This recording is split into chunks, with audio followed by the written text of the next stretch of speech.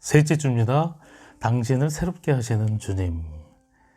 그리스도의 신부인 당신은 그 누구와도 다른 존재다. 그분은 당신의 인생을 향해 완전히 다른 계획을 품고 계신다. 당신은 주님을 모르는 이웃과 똑같이 살 수 없다. 당신은 독특하고 특별하며 특정한 목적을 위해 구별된 사람이다. 예루살렘 성전에 있는 물건들이 거룩한 목적을 위해 따로 구별된 것처럼 당신에게도 거룩한 목적이 있다. 첫째 날 미크바, 둘째 날 오이에서 피클로, 셋째 날 빗물과 레마, 넷째 날 당신은 그분의 것이다. 다섯째 날 천국의 사포. 첫째 날입니다. 미크바, 기도로 시작하기. 그러므로 너희가 그리스도와 함께 다시 살리심을 받았으면 위의 것을 찾으라. 거기는 그리스도께서 하나님 우편에 앉아 계시느니라. 위의 것을 생각하고 땅의 것을 생각하지 말라. 이는 너희가 죽었고 너희 생명이 그리스도와 함께 하나님 안에 감추어졌음이라. 골로새서 3장 1절에서 3절. 아버지, 당신만을 위해 구별되었다는 것의 의미를 가르쳐 주세요. 저는 진심으로 당신께 굴복하지 못하고 너무나 쉽게 다른 곳에 마음을 빼앗깁니다. 이제 하늘의 것에 전념하기로 결심합니다. 하나님 이외의 다른 것에 집중할 때 제가 잘못된 길을 가고 있음을 깨닫게 해주세요. 당신은 저를 아시고 저를 사랑하십니다. 얼마나 놀라운 일인가요? 저도 당신을 사랑합니다. 당신을 더욱 사랑하는 방법을 가르쳐 주세요. 외울 말씀. 그리스도께서 교회를 사랑하시고 그 교회를 위하여 자신을 주심같이 하라. 이는 곧 물로 씻어 말씀으로 깨끗하게 하사 거룩하게 하시고. 에베소서 5장 25절 하반절부터 26절까지. 특별한 목욕. 꽤 오랫동안 흥분과 걱정이 뒤섞인 상태에서 룻은 신부의 미크바를 손꼽아 기다렸다. 결혼식이 다가오고 있었기 때문에 미크바 의식을 행해야 할 날도 가까이 온 것이다. 유대인 신부는 결혼식 전이나 결혼 생활 중 다른 정결 예식에 대비해 항상 미크바에 몸을 담그러 갔다.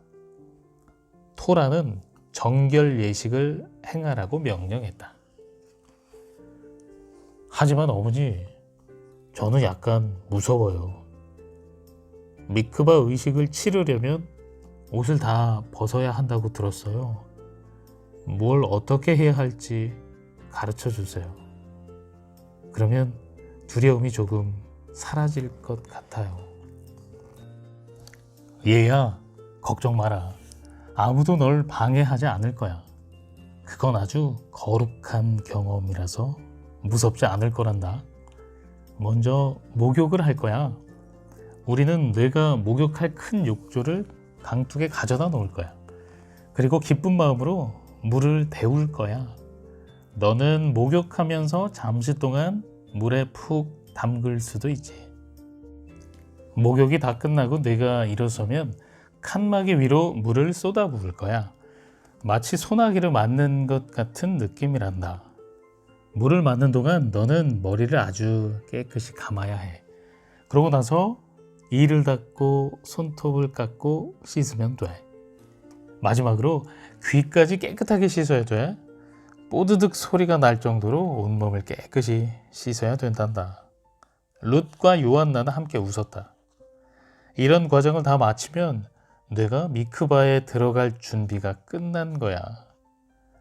미크바 의식은 고여있는 물이 아니라 생수나 흐르는 물 속에서 해야 돼.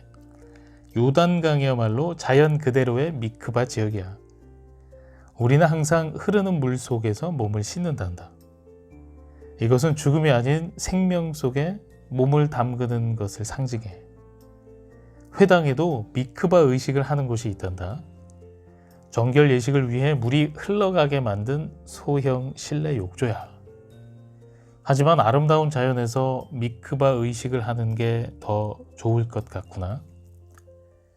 우리는 그곳에 너와 마을에서 파견한 미크바 의식 담당관을 남겨두고 떠날 거야.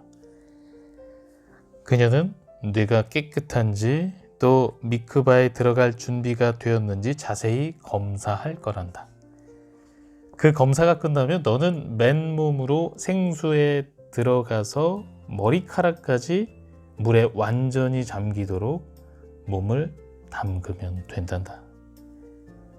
그러고 나서 몸을 자궁 속의 태아처럼 편안하게 하면 돼. 물 위로 떠오를 때는 축복의 말을 낭독하는 거야. 2-3번 정도 물속에 들어갔다가 떠오르는데 떠오를 때마다 매번 다른 축복의 말을 낭독하는 거란다. 신부의 미크바 의식은 내가 지금까지 살아온 삶을 뒤로 하고 아내라는 새로운 삶으로 다시 태어난 때를 영원히 기억하게 해주는 것이란다. 요한나는 룻에게 결혼 생활을 준비시키기 위해 닛다와 관련된 정결의 관습과 법도를 가르쳤다. 닛다는 월경 중인 여성. 토라를 순종하고 따르는 모든 유대 여성은 월경이 시작되는 첫날부터 마지막으로 피가 보인 후 7일째가 되는 날까지 자신이 닛다라는 것을 알고 있다. 월경을 시작하고 최소한 5일이 지날 때까지는 정결을 위한 7일을 셀 수 없다. 따라서 매달 최소한 12일 동안은 닛다의 상태다. 율법에 따르면 이 12일 동안 남편은 부부관계를 하기 위해 부인에게 다가가서는 안 된다. 룻은 하나님이 이런 법을 내리신 이유가 무엇인지 요한나에게 수줍게 물었다. 왜 하나님은 남편과 아내가 매달 그렇게 오랜 시간 떨어져 지내야 한다고 명령하셨을까? 유대인 처녀들은 어머니에게 그런 질문을 하곤 한다. 신명기는 부모에게 결혼 생활과 경건 생활의 모든 면에서 자녀를 훈련하라고 가르친다. 요한나는 인자하게 설명했다. 룻, 전능하신 하나님은 남자와 여자의 마음을 잘 아신단다. 금단의 열매가 더 달콤하다는 속담도 있잖니? 위대하신 여호와는 유대 남자와 그 아내가 결혼 이외에 금단의 열매를 갈망하지 못하게 도와주시는 거야. 부부가 다시 만날 때 더욱 달콤한 시간을 보낼 수 있도록 결혼 생활에서 잠시 떨어져 있는 시간을 고안하신 거란다. 그러면 매달 신혼 같지 않겠니? 요한나가 계속 말했다. 하나님은 닛다 상태가 끝난 후 여자가 미크바에서 씻고 남편을 침상으로 기쁘게 맞이하라고 명령하셨단다. 결혼 생활을 하는 동안 이런 미크바 의식을 여러 번 하게 될 거야. 그런데 신부의 미크바 의식은 매우 특별한 것이란다. 우리는 미크바 의식을 축하할 거야. 내 결혼식에 참석할 아가씨들에게 미크바에 와서 함께 즐거운 시간을 보내자고 부탁해보자. 그들은 노래도 불러주고 꽃과 맛있는 다과도 가져올 거야. 그리고 토라도 읽어주고 너와 함께 기도도 해줄 거야. 정말 멋진 날이 될 거란다. 그리스도인의 미크바. 예수 그리스도를 믿는 우리는 이 의식이 무엇을 가리키는지 잘 안다.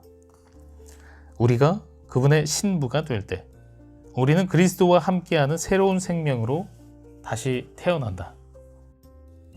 주님이 신부인 교회에 또 다른 의식을 남겨두셨다는 것을 이해할 수 있는가?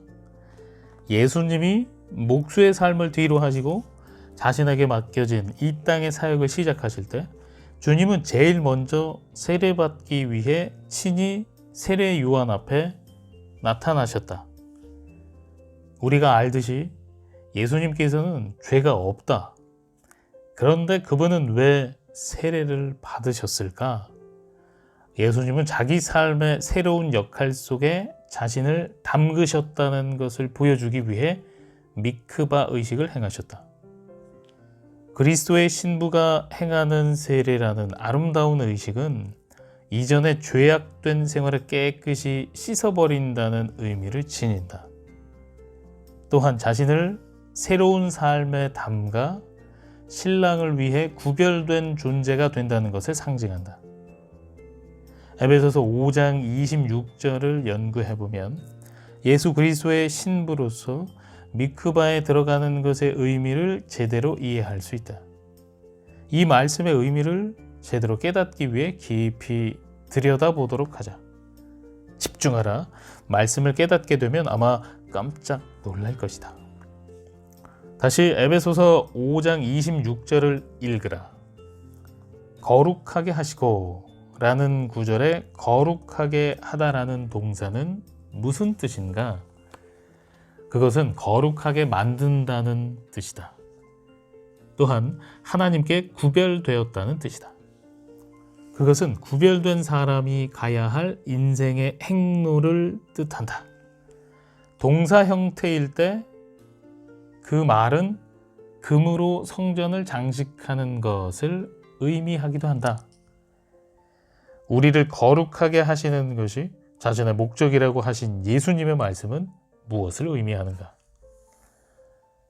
그것은 우리를 따로 떼어놓겠다고 말씀하시는 것이다. 당신이 그리스도의 신부라면 당신은 모든 사람과 다른 존재다. 그분은 당신의 인생을 향해 완전히 다른 계획을 갖고 계신다. 당신은 주님을 모르는 사람처럼 살 수 없다. 당신은 독특하고 특별하며 특정한 목적을 위해 따로 구별되었다. 예루살렘 성전에 있는 물건들이 거룩한 목적을 위해 따로 구별된 것처럼 당신에게도 거룩한 목적이 있다. 변기를 닦은 칫솔.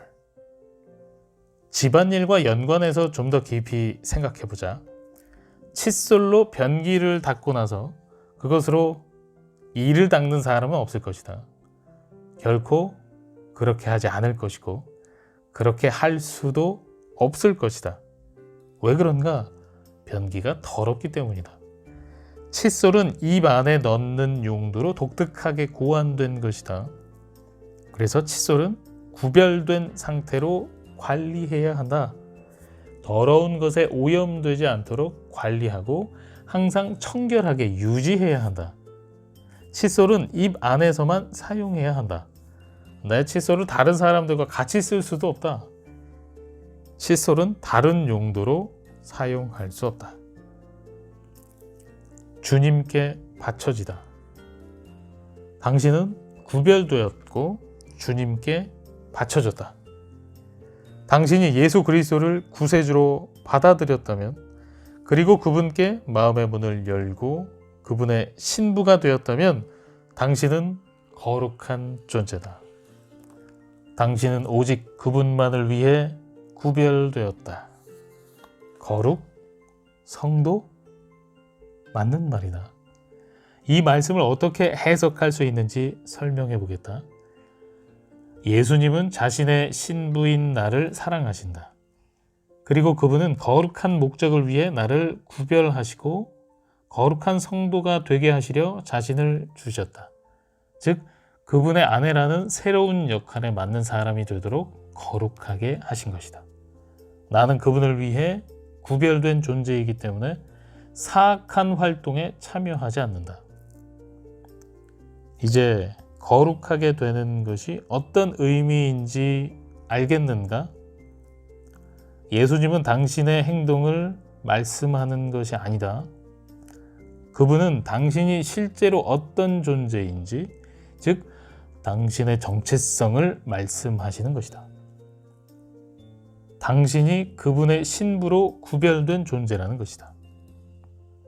이전에 말한 적이 있지만 몇 번을 반복해도 좋은 이야기가 있다. 영국의 엘리자베스 여왕은 3살 무렵 그 또래 소녀만이 할 수 있는 나쁜 행동을 하곤 했다. 나도 13살짜리 여자아이들을 겪어보았다. 그들을 감당하는 것이 어떤 일인지 잘 안다. 사춘기 아이들은 사회에서 가장 골치 아픈 집단일 것이다. 중학생 나이의 여자아이들은 실제로 고약한 짓을 할 수 있다. 엘리자베스 여왕도 예외는 아니어서 행실이 정말 좋지 못했다고 한다. 그녀의 유머는 그런 엘리자베스 여왕의 어깨를 붙들고 이렇게 말했다. 이제 그만 좀 하세요. 더 이상은 용납할 수 없어요. 자신이 누구라고 생각하세요? 정말 알긴 아시는 거예요? 엘리자베스 여왕이 약간 놀란 듯 눈만 깜빡거리자 유머가 말했다. 공주님은 장차 영국의 여왕이 되실 분이에요. 그러니까 이제 그 신분에 맞게 행동하세요. 나는 엘리자베스 여왕이 이 말을 듣고 몸을 더 꼿꼿이 펴고 공주이자 미래의 여왕에 걸맞은 행동을 하기로 마음 먹었으리라 확신한다. 당신은 하나님의 거룩한 목적을 위해 구별된 그리스도의 신부다.